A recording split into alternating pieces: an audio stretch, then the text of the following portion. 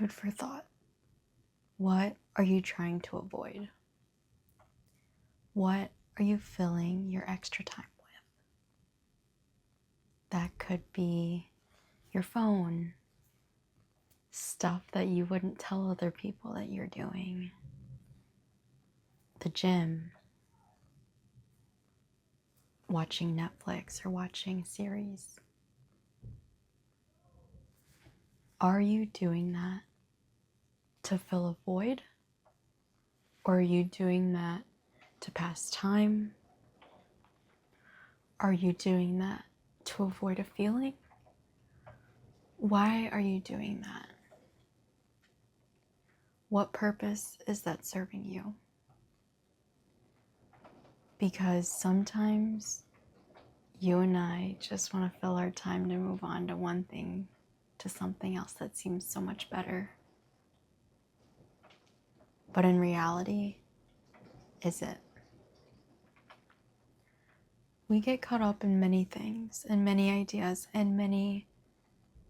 ideas that something is going to be so much better than it currently is. And we continue that cycle over and over and over again. And is it true? Is that particular event, outcome, result, experience better than the one that we are currently living? And in times when we are trying to fill our time, cliche, when we have periods in our life that we just want to skip forward, sometimes we want to avoid the present. Because whether we don't like our experience, whether we don't want to be here, whether we just want to be doing something else, maybe it's, you can name thousands of reasons why you don't want to be in the present moment. And the thing is, there is nothing you can do about it. And it stinks to say that we are honestly helpless in what we are present and currently. But we just have to accept the fact that we are here right now. Whether it feels like a blessing or a curse, we are here today. And having another day is a blessing within itself.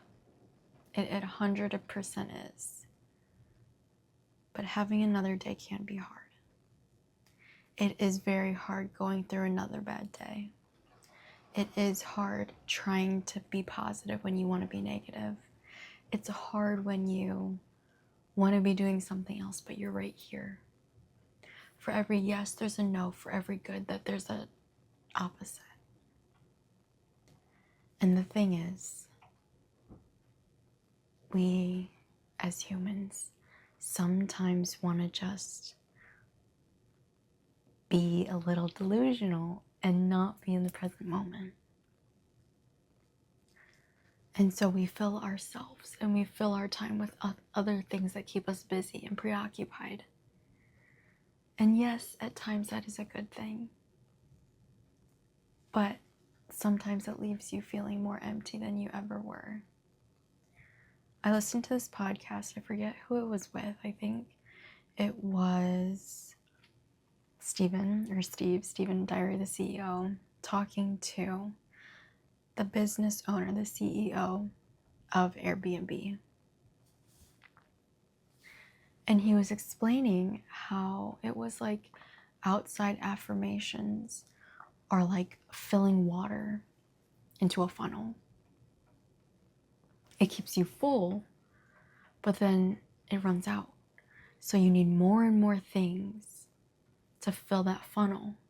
You need bigger and bigger amounts of water to fill up that funnel that used to be so simple and so small. And that is what happens when we try to fill our lives with things. Because at first it works. We are busy and our minds are taken off of our present. But then the other times, when we get through that time and when we make it forward, we are going to need to be busier. We're going to need other things. We're going to need something bigger to fill that hole that we have. I don't know why there's certain holes in certain people. We all have our own baggage, if you want to call it. We all have our own past experiences that shaped us into the people who we are. But sometimes we want to fill those holes that were created in general, whether we wanted them to or not. And sometimes we fill those things with temporary means that are in the moment. They keep us preoccupied, away from what we feel, what we know, what we think. But then other times we fill ourselves with things that are actually fulfilling. And that is the hard thing to figure out, is what is fulfilling and what is not for us, that really helps us feel complete. And rather than,